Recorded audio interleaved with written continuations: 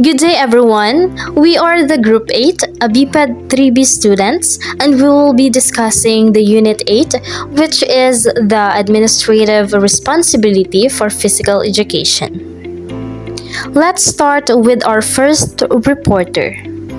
Hello, everyone. I'm Regine B. Berondo, and I'm going to discuss to you my assigned topics, which are under Unit 8, administrative responsibility for physical education.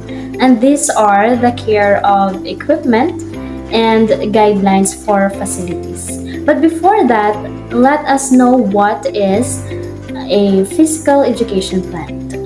The physical education plan, or known as physical facilities for education, comprises lands, buildings, and furniture. Take note, guys, it includes physical facilities in teaching spaces and ancillary rooms. The school facilities consist of all types of buildings for academic and non-academic activities, equipment for academic and non-academic activities, areas for sports and games, landscape, farms, and gardens, including trees, roads, and paths. So, what is the importance of physical plant of school? Take note also, guys, school facilities improve the quality of the study environment in the school, thus improving the quality of education. For example, guys, if the classroom layout considers the room's acoustics, then the students will be able to focus and concentrate more on their studies with their teachers, facing fewer distractions. The Council on Physical Education for Children, or COPEC, of the National Association for Sport and Physical Education, or NASPE, recommends quality daily physical education that is developmentally and instructionally appropriate be available to all children. So, appropriate instructional practices in physical education recognize children's development and movement abilities. That's why we are very thankful to COPEC and NASPE for providing us students to have a good quality and daily physical education, not just to gain knowledge about sports, but also to be healthy and physically fit. Instruction in quality physical education is based on practices that have been generated from current data, as well as documented teaching experiences. So these practices are then incorporated into a system of instruction that is designed to optimize possibilities for learning and achievement. Next, NASPE's publication Appropriate Practices for Elementary School Physical Education of 2000 highlights these best-known practices. National content standards specifying what students should know and be able to do are featured within the NASPE publication, moving into the future National Physical Education Standards, a Guide to Content and Assessment, 1995. So, together, all this information or documents provide programmatic support with the ultimate goal of ensuring that children are physically educated. In addition to appropriate instructional practices, relevant content, and ongoing assessment of student learning, there are other areas critical to the design and implementation of a quality elementary physical education program. Consequently, the goal of this information or document is to provide guidelines pertaining to facilities, equipment, and instructional materials that support and enable the design and implementation of outstanding primary physical education programs and enhance children's opportunities to learn. Next one is guidelines for facilities. Number one, boards of education through their school budget process fund the purchase and maintenance of appropriate and sufficient physical education supplies and equipment and equitable physical education facilities and maintenance of these facilities for each school. Naturally, there should be a budgeted amount set aside to cover the cost associated with procuring and maintaining the physical education resources needed by each institution. So number two, physical education teachers, physical education program administrator, and school administrators should jointly first develop standard for appropriate supplies and equipment and procedures for purchasing. Then the second one, provide input to plans for new physical education facilities. So in order to ensure that students learn the necessary information about the sports equipment they will be using, it is important that physical education teachers, PE program administrators, and school officials to establish standards for these appropriate supplies and equipment. They also need to have input on the development of newer physical facilities to increase the number of events that may be organized and to ensure, of course, the safety of students and participants at events. So number three, school and community facilities and programs are designed and implemented to support and complement one another in serving children's needs.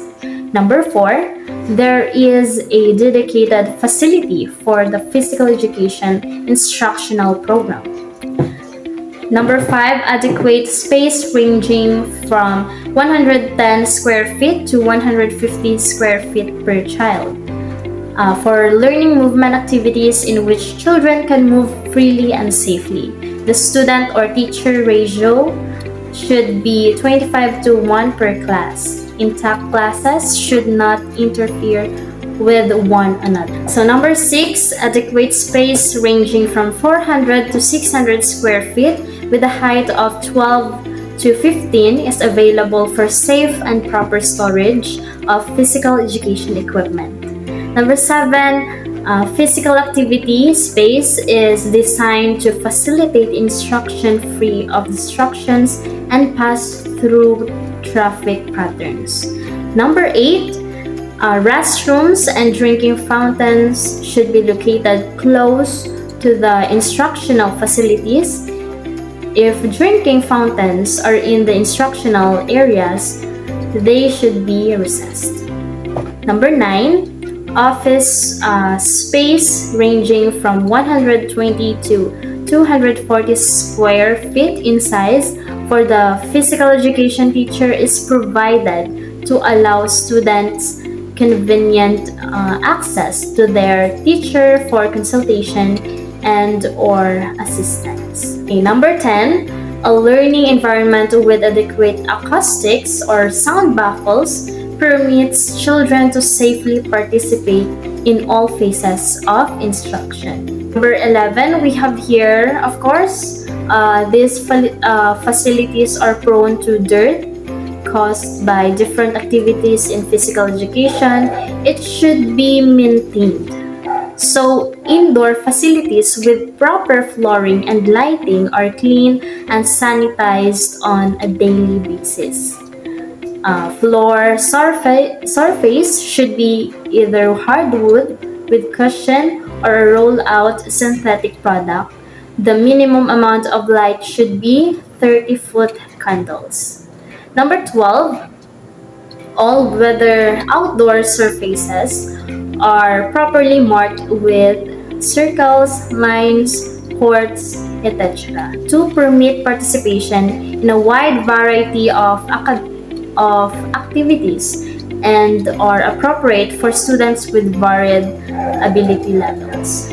Number 13, outdoor areas are available for teaching and are free from safety hazards such as glass, debris, water, located away from occupied classrooms, have clearly defined physical boundaries, are far away from parking lots or streets, no closer than 100 yards, or are separated by barriers that prevent vehicles from entering the area, are close enough to school building to permit access to equipment and provide shelter in case of inclement weather.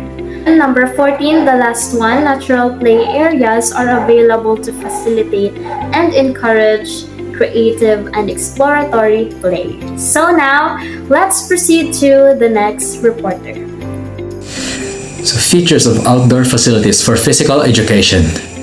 Outdoor facilities, playgrounds, and or activity areas for an elementary physical education class should be accessible for all children. An outdoor area includes field space and surface areas, which allow accessibility and safe participation for all children. So it is stated in this part that the fundamental feature outdoor for kids is a wide area, wide enough for them to be able to play various outdoor games. So what are those examples? What are the examples of those various games? I don't know, guys, if your elementary school have a wide playground, because I had one before. During those days, I see a lot of students playing habulan or lagsanay, puting, yung ang ginagamit din ng lastiko bilang ginasipa-sipa, puting, piko or king cross, ubos ang lahi or tartanilya, Chinese garter, 1x1, spaghetti pababa, sipa bula kag sikyo, and so on and other more. So if the area is not wide enough, this type of outdoor physical education or games are hardly to be able to do. And of course, a safe area or safe playground is a must. Outdoor facilities for recess and other activities. Outdoor areas may also include apparatus areas, play courts, covered play space, and age-specific play areas with appropriate ground cover. Standards for outdoor activity areas call for a minimum of 8 to 10 acres of available space. Students' exploration, creative, and imaginative play can be fostered when space for developmental playgrounds are provided and the landscape features hills or valleys. So some outdoor facilities do have apparatus or items or equipments. So how does outdoor areas have apparatus? So let's take the playground for example. So in playground, you will see a seesaw, right? A climbing stand or kalabitan, climbing stand and swing. So those are the example of apparatus in outdoor facilities. And actually, apart from that, there are lots and there's more. In basketball court, let's say in basketball court, you will see a ring, right? So that's example of apparatus in outdoor facilities. And in volleyball court, you will see a net stand that is stood and embedded, entrenched like this. So all you have to do is just to bring a ball and net so that you can play whatever game you want. And yeah, you just need to bring your objects. And these are to expand or excel their imagination, creativity, and skills. How? Because by doing such activities, the learners or the players tend to devise some skills and ideas on how to do their stuff. So, like for example, in basketball, like by doing too much dribbling, you will be able to come up some dribbling skills and like fake, shamgad, and so on. So that's the purpose of having an apparatus in outdoor facilities, recess, and other activities. Features of indoor facilities. Every elementary school should include indoor physical education facilities configured as either a gymnasium, staff multipurpose example, gymnasium or multi-purpose room should measure approximately 7 or 10 feet with a minimum of 110 square feet allotted per child. So the primary use of the indoor facility is for physical education instruction. If the indoor facility is used for other purposes, for example, school lunches, school convocation, the instructional program in physical education should be scheduled to maximize the use of facility for instructional time. So it is utmost importance that the gymnasium be free from potential hazards such as protruding structures. So if the gymnasium also serves as a cafeteria or lunch table, it should be recessed into walls. So that is common, right? If the gymnasium is used for some school activities, the cafeteria and lunch table should be placed behind and recessed into walls. And for the potential safety hazard prevention, it is stated that the gymnasium should be free from potential hazards, which is really a must, such as protruding structure. For example, if the ceiling screw is loose, the objects above attached from the ceiling might fall or protrude, so it is not safe for the athletes or the gymnasium user because it might cause some accidents because of the loose screw. So that's it. The gymnasium should be free. And the flooring of the gymnasium should be kept clean. Safe flooring surfaces include hardwood or tile with adequate cushioning or synthetic composition that has a resilient surface. So it is common, you will usually see this, the athletes after playing the game, they mop the floor very well so that because I believe that it is also a crucial role in gymnasium to keep the floor clean. Wall and ceiling acoustical treatments should be included to create adequate and sound quality. Children should be able to fully participate in physical education activities and simultaneously hear their peers and teachers at all times. The gymnasium should be well lighted, minimum of 30-foot candles, and free from shadows. Light should be covered with protective grids. The ceiling should be a minimum of 20 and illumination should be sufficient to facilitate the instructional program. So the example of those are ball handling activities, striking with the body, striking with paddles, and volleyball. So in this paragraph, it is stated that the gymnasium should have two features: wall and ceiling acoustical treatment and proper lighting. For acoustical treatment, it is for everyone to hear each other's voice, sound, and clearly. When you enter in a very well-made gymnasium, you guys can clearly hear each other when having a conversation, right? Or when the players play, their yells, their scream, their commands are clearly heard.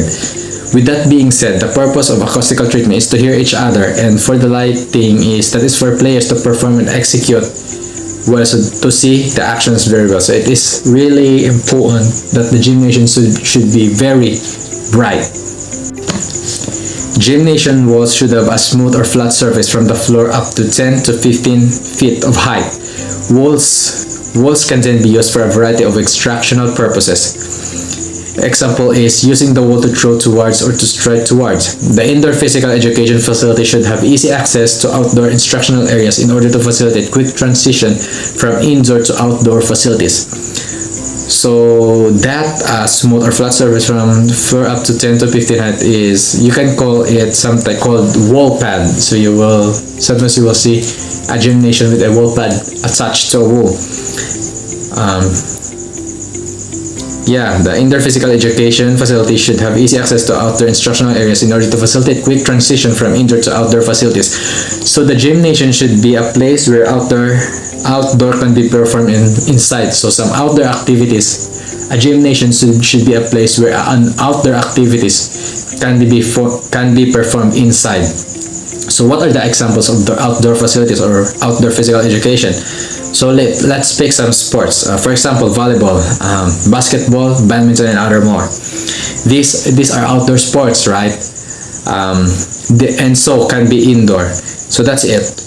When there's an inter physical education, it has to be an access outside. It's like if it can be performed inside, it can be performed outside. However, there are some other physical activities or outdoor facilities that really can't be performed inside. So that's it. That's all in my part. Good day everyone, I am Gemma Rose Nicolas Montes from VIII-3B and this is my report. So now, we will going to tackle about the equipment, storage, marketing, and inventory. Careful consideration should be given to adequate storage space 400 to 600 square feet, 12 to 15 height. Storage areas are planned to allow for adequate space with reasonable of ease of access to needed equipment. All physical education equipment should be marked for purposes of keeping an updated inventory and to guard against loss of theft. Equipment used by classroom teachers and or recess should be kept separate from the physical education inventory. So, in other words, it is very important for us to have a safe and wide place for the equipments we have.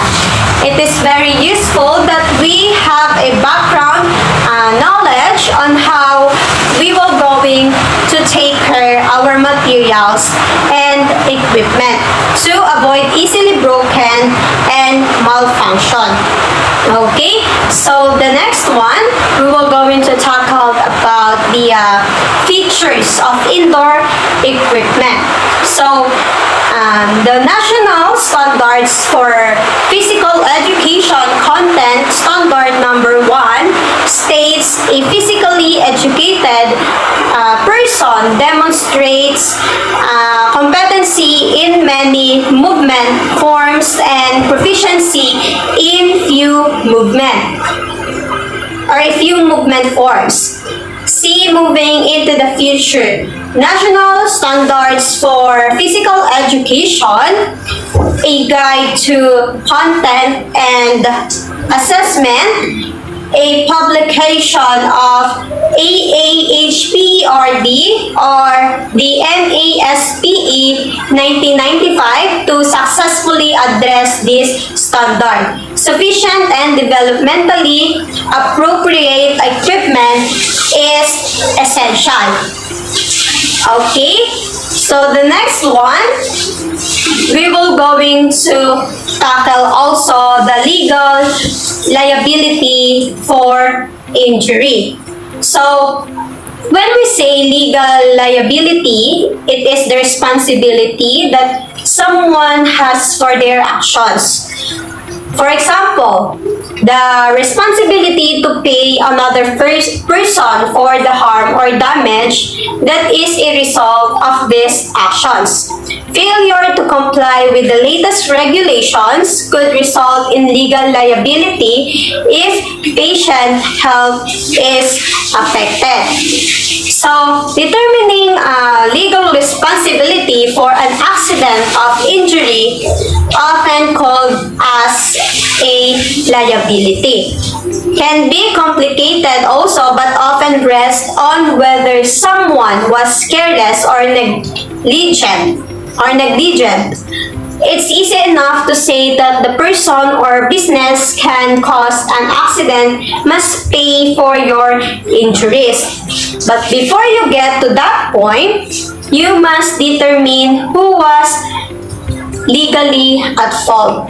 In other words, so it will going to go into a process to find or determine who was the one caused an accident and who will be the one who is responsible for that accident.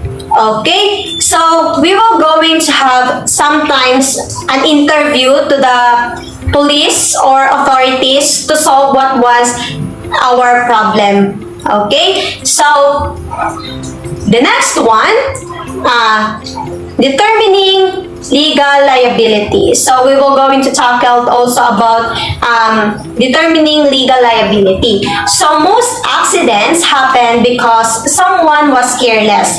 The basic rules is if one person involved in an accident was less careful than another, the less careful one must pay for least a portion of the damages suffered by the more careful one.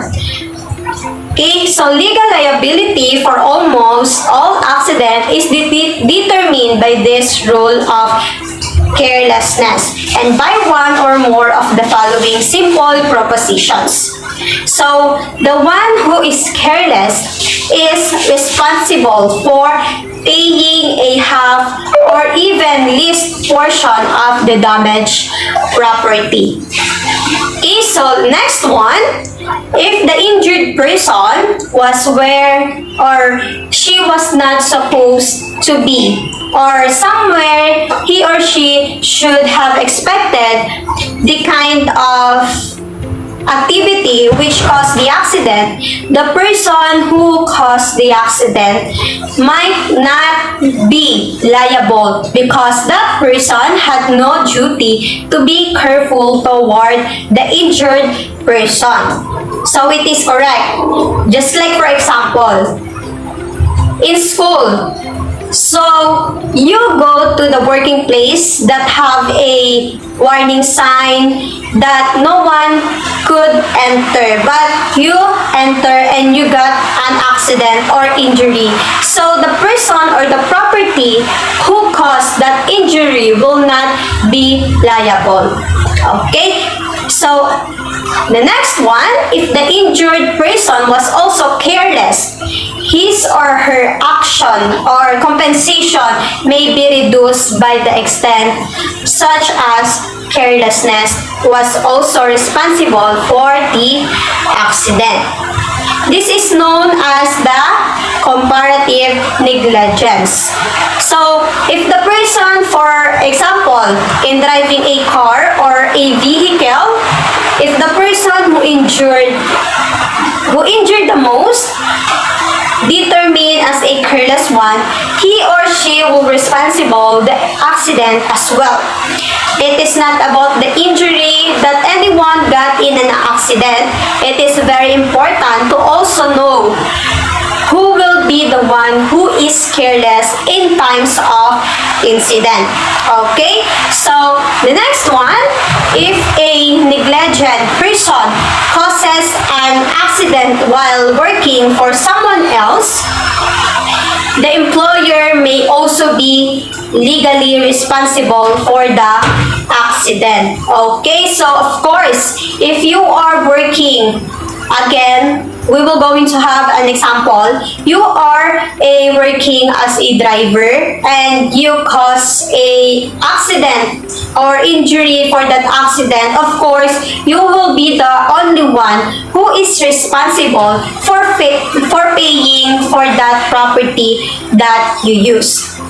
So, the last one, if an accident is caused on property that is dangerous because it is poorly built or maintained, the owner of the property is considered liable for being careless in maintaining the property regardless of whether he or she actually created the dangerous condition. For example, in working place like working area in a building, and you got the injury from that poorly built building. So, the one that is responsible for that is no other than the owner of the building because of the unsafe place for the people. Okay? So, the last one, if an accident is caused by defective product, the manufacturer and the seller of the product are both liable even if the injured person doesn't know which one was careless in creating or allowing the defect product or exactly how the defect happened. So in products, of course, if you buy appliances and you got or chose a product that is defect or not functioning or defect or not functioning, so the responsible for that is the seller and the manufacturer of that product. It will always the responsibility by not checking that product before it will going to sell to the customer. So that's all for my report. Again, I am Gemma Rose Nicolas Montes from BPED 3B. Thank you for listening. Good day everyone, I am John Lloyd Jones, and the topic that I will be discussing is about when more than one person is at fault. So when there is more than one person responsible for an accident, for example, if several careless drivers cause a wreck, the law in most states provides that any one of the careless parties is responsible for compensating you fully for your injuries. So kung may sobra sa isa ka tawo ang responsible sa isa ka aksidente, need gid nila ini panagutan. Example taabi nga may mga drivers ang salakyan nga nakabunggo or nagbungguan kag nag-cause gid ini sang damage kag some people were injured. They need to take responsibility for it. Responsibilidad nila na bayaran ikaw for your injuries. Example abi ako is nakabunggo ako sang tao or sang salakyan man. So it is my responsibility to pay them for the damages and injuries I caused to them. So diri sa Pilipinas may ara kita batas para sa dire. It is called the Penal Code Article 365 on imprudence and negligence. It is the law which governs vehicular accidents resulting in damage to persons and to property or both, no? The responsible parties must then decide between themselves whether one should reimburse the others. Whoever by act or omission causes damage to another, there being fault or negligence, is obliged to pay for the damage they have done. So, this rule about collecting from any responsible person provides you with a couple of important advantages. If one liable person is insured and the other is not, you can make your claim against the insured person for the full amount. So, when we say claim, meaning a formal request to your insurance provider for reimbursement against losses covered under your insurance policy. Kung ang isa ka liable person is insured or may ara sang insurance, pwede ikaw ka-file sang claim for the full amount against the insured person. Kung ang isa ka liable person is insured, kag ang isa ay hindi. And even both are insured, you will have to settle your claim with only one insurance company. So kung pareho sila nga may insurance, isa lang din dapat ang imo pilion sa ila para ikaw ay maka-claim. Initially, consider anyone you think might be responsible and notify each of them that you may file a claim for damages. Then depending on what you discover about how the accident happened, or on which insurance company takes responsibility, you will pursue a claim against only one. So kung sino ang ginapatihan mo nga responsible sa accident, let them know that you may pursue a claim for damages para ma-aware sila nga isa sa ila is mafailan nimo sang insurance claim. A driver must use reasonable careful to avoid injuring other motorists, passengers, or pedestrians. If a driver is not reasonably careful and some is harmed as a result, they can be financially liable for that person's injuries and other losses damages. So let's move on to how your own carelessness affects your claim. Even if you were careless and partly caused an accident, in most states you can still get at least some compensation from anyone else who was also careless and partly responsible for the accident. The amount of the other person's liability for the accident is determined by comparing his or her carelessness with your own. So kung ikaw naman ang nakakos sang accident, pwede ka man makakuha sang gamay nga compensation or sang kwarta sa ibang nga tao nga also pabaya man kag upod nimo nga responsable sa aksidente. The percentage of liability determines the percentage of the resulting damages he or she must pay. This rule is referred to as comparative negligence. So example sini is ako abi ga drive abi sang salakyan and then nag-stop ako kag nabungguan abi ako ni, example natin si Mark, nabungguan ako ni Mark sa likod. So kung ang may sala sa natabo is 100% nga si Mark, pwede ko siya masukot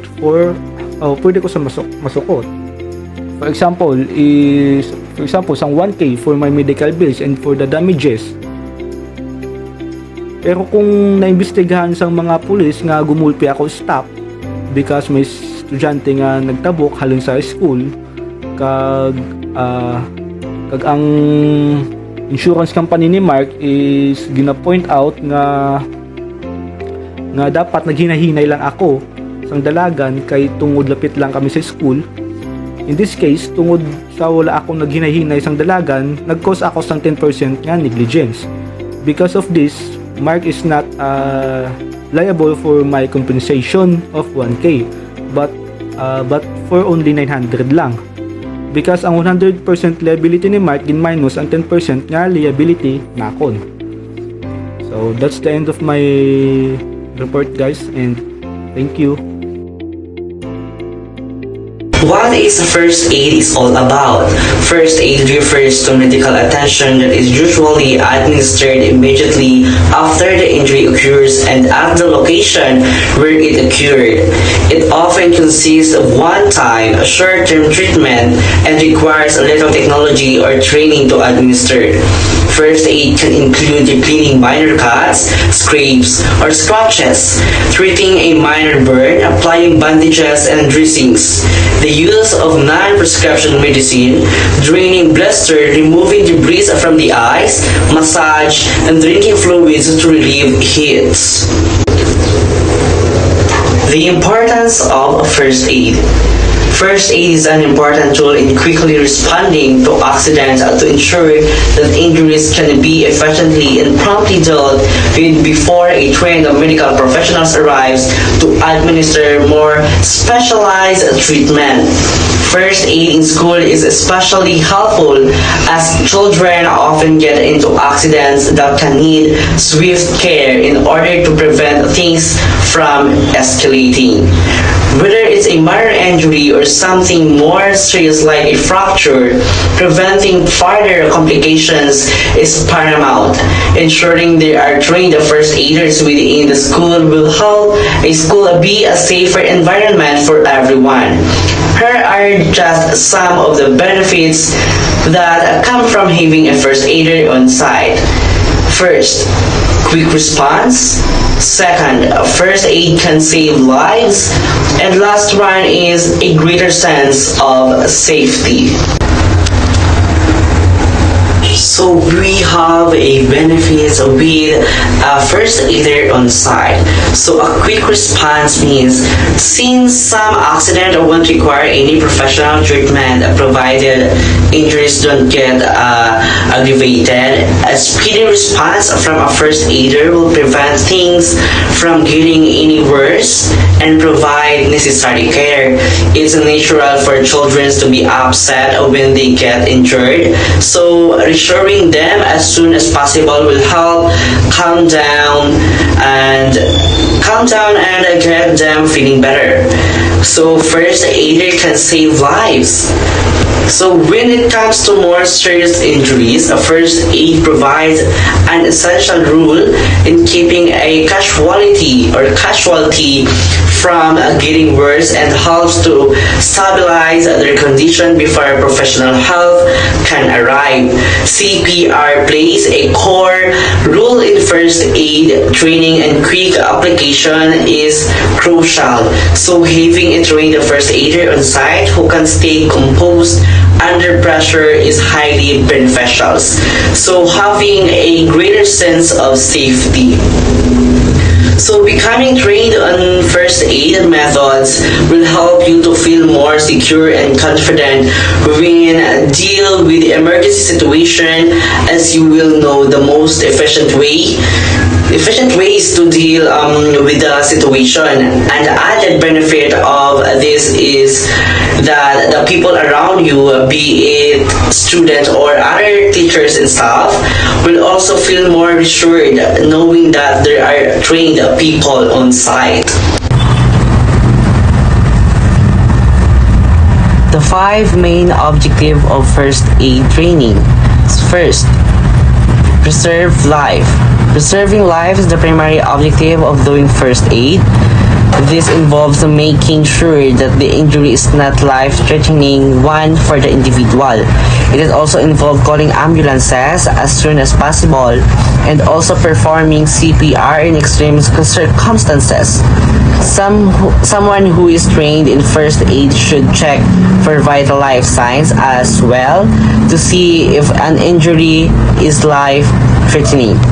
These signs include evidence of breathing, movement, responsiveness, heart rate, and any bad external injuries. The next one is prevent injury from getting worse. To prevent the injuries from getting worse, a first aider should not attempt to move the patient if they are currently bleeding or have suffered a fracture. Not just that, cleaning wounds using antiseptics will prevent infection and any other problems down the line. If they are fractured, do keep the body part still and make use of something that is soft to pad the area. Get rid of any risk factor that can make injury worse. The next one is relieve pain. First aid is there to reduce suffering for the patient by making sure they are as comfortable as possible, and this can involve giving them pain medication, elevating wounds, as well as ice packs. Next is aid recovery. First aid helps a person heal their wounds, both in the short term and long term.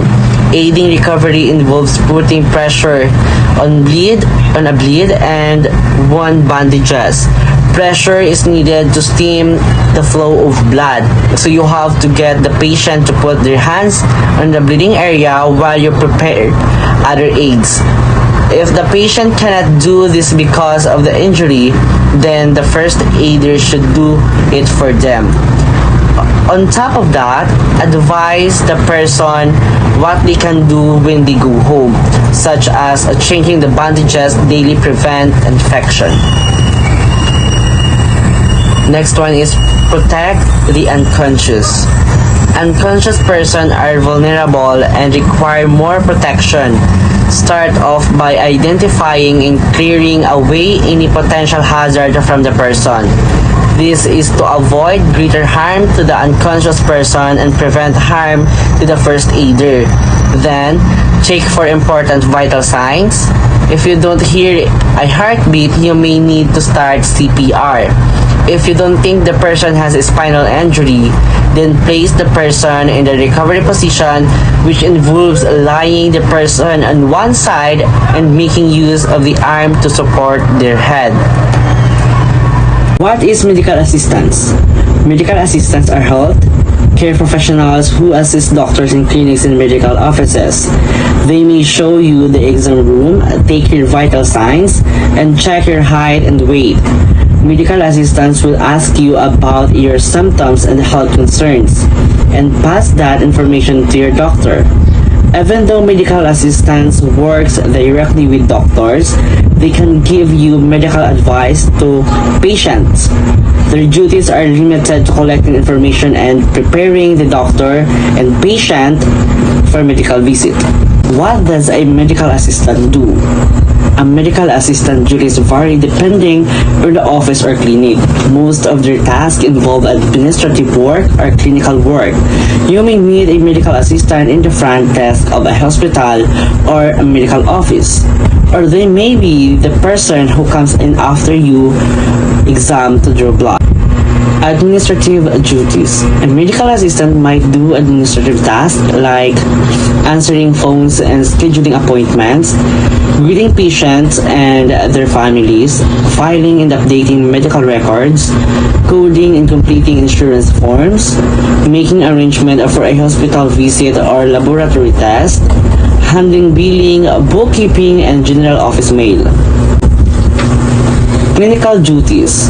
They also may do clinical work like showing patients to the exam room, recording symptoms and updating medical histories, helping patients to prepare to see the doctor, collecting and preparing laboratory samples, or performing basic lab tests, assisting doctors during physical exams, discussing prescription and dietary changes with patients, dispensing medication, handling prescription refill requests, removing stitches or changing wounds dressings, drawing blood for lab tests, doing electrocardiograms or heart tests, and other medical tests.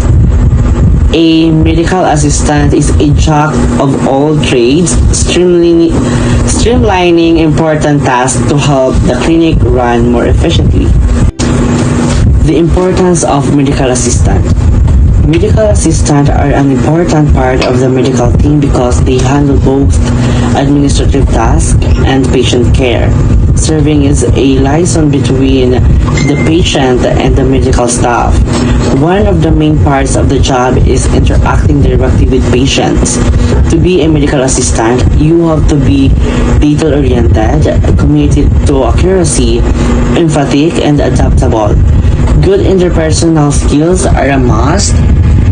You must also be able to multitask. You should be well organized, capable of prioritizing and problem solving, and able to collaborate with teammates. First aid in the context of the general organization of health and safety. The provision of first aid should always have a direct relationship to general health and safety organization because first aid itself will not handle more than a small part of workers' total care. First aid is a part of total health care for workers. In practice, its application will depend to a large extent on persons present at the time of an accident, whether co-workers or formally trained medical personnel. This immediate intervention must be followed by specialized medical care whenever needed. First aid in emergency treatment in cases of accident and disposition of workers at the workplace are listed as an important part of the function of the occupational health services in the ILO Occupation Health Services Convention number 161, Article 5, and the recommendation of the same name, both adopted in 1985. They provide for the progressive development of occupational health services for all workers. Any comprehensive occupational safety and health program should include a first aid, which contributes to minimizing the consequences of accident, and this therefore one of the components of tertiary prevention. There is a continuum leading from the knowledge of the occupational hazards, their prevention, first aid, emergency treatment, further medical care, and specialized treatment for reintegration into the pre-adaptation to work. There are important rules that occupational health professionals can play along this continuum. It is not infrequent that several small incidents or minor accidents take place before a severe accident occurs. Accident requiring only first aid represent a signal which should be heard and used by the occupational health and safety professionals to guide and promote preventive action. And that's it for my part. Let's go to the next reporter. Everyone, I am Maria Debbie Sudosa from VIII-ADMINSTRATIVE. So let's proceed to the next subtopic, which is the relation to other health-related services. It is an interesting topic since it will broaden our knowledge regarding on the different institutions of health services. So today, I will discuss the institutions which may be involved in the organization of first aid and provide assistance following an accident or illness at work. So we have here the examples. First, we have the occupational health service of the enterprise itself or other occupational health entities. Second, we have the other institutions which may provide services such as an ambulance services, public emergency and rescue services, hospitals, clinics, and health center, both public and private physicians, poison centers, civil defense, fire departments, and police. So each of these institutions has a variety of functions and capability, but it must be understood that what applies to one type of institution, say a poison center, in one country may not necessarily apply to a poison center in another country. For example, the factory of physician or outside medical advisors must ensure that the capabilities and facilities of neighboring medical institutions are adequate to deal with the injuries expected in the event of serious accidents. So this assessment is the basis for deciding which institutions will be entered into the referral plan. The cooperation of these related services is very important in providing proper first aid, particularly for small enterprises. Many of them may provide advice on the organization of first aid and on planning for emergencies. There are good practices which are very simple and effective. Just like, for example, even in a shop or a mall may invite the fire brigade to visit its premises. The employer or owner will receive advice on fire prevention, fire control, emergency planning, extinguishers, and the first aid box, and so on. Conversely, the fire brigade will know the enterprise and will be ready to intervene more rapidly and efficiently. So we have here the other institutions that may play a role, such as first, industrial and trade association. Second, safety associations. Third, insurance companies. We have standards organizations. Next is trade unions, and lastly, non-governmental organizations. So we have the 6 other institutions that may help us more rapidly and efficiently. Next subtopic is an organized approach to first aid. So organization and planning, first aid cannot be planned in isolation. First aid requires an organized approach involving people, equipment and supplies, facilities, support and arrangements for the removal of victims and non-victims from the site of an accident. Organizing first aid should be cooperative effort involving employers, occupational health and public services, the labor inspectorate, plant managers, and relevant non-governmental organizations. So for additional explanation, workers must be involved in an organization because they are the best source on the likelihood of accidents in specific situations. Whatever the degree of sophistication or the absence of facilities, the sequence of actions to be taken in the case of an unforeseen event must determine in advance. This must be done taking due account of existing and potential occupational and non-occupational hazards or occurrences, as well as ways of obtaining immediate and appropriate assistance. So take note that the situations vary not only with the size of the enterprises but also with its location. Just like, for example, in a town or a rural area, and with the development of the health system and of labor legislation of the national level. As regards the organization of first aid, so there are several key variables to be considered. First, type of work and associated level of risk. Second, potential hazards. Next, size and layout of the enterprise. We have other enterprise characteristics or configuration, and lastly, availability of other health services. So that's the end of my report. Those are the different institutions of health services that can help us in terms of emergencies, and also we discussed the organizations and planning approach to first aid. Hi guys, I'm Jaylin Dahania from VIII-ADMINSTRATIve.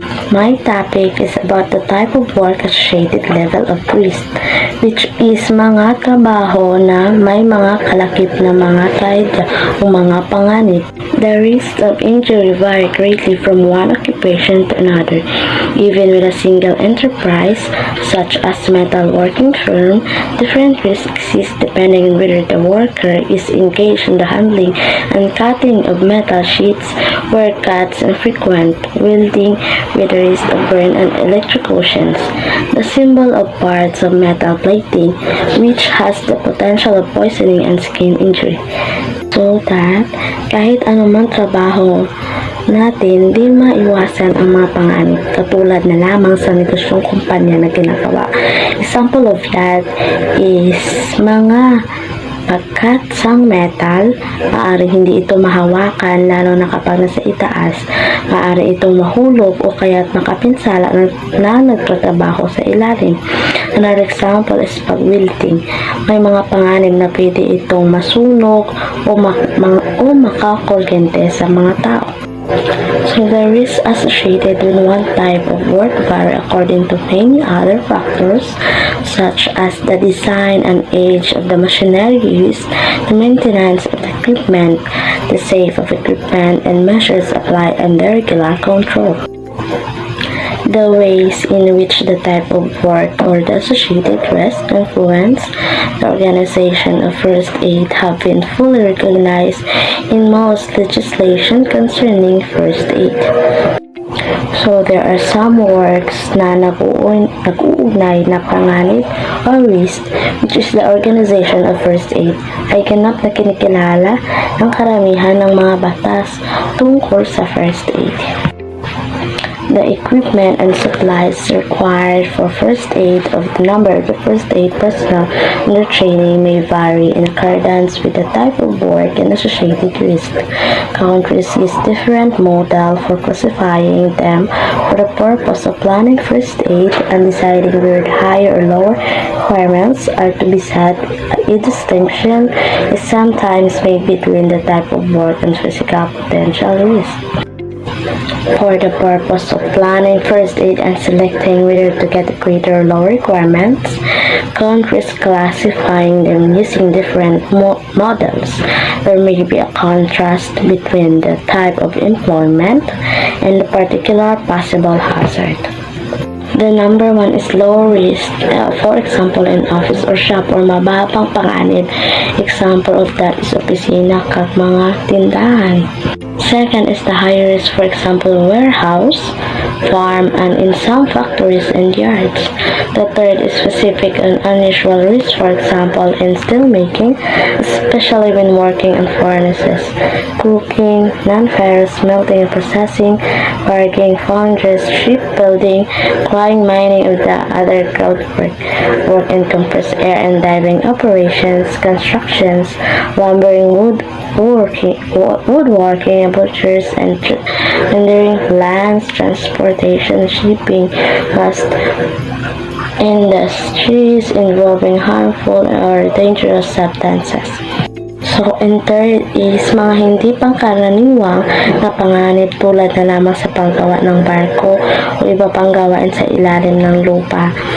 Dahil hindi ito ay pangkaraniwang panganib, kailangan natin maghanda sa mga gagawin o kailangan natin matuto kung paano natin maiwasan ito dahil napakadelikado ito.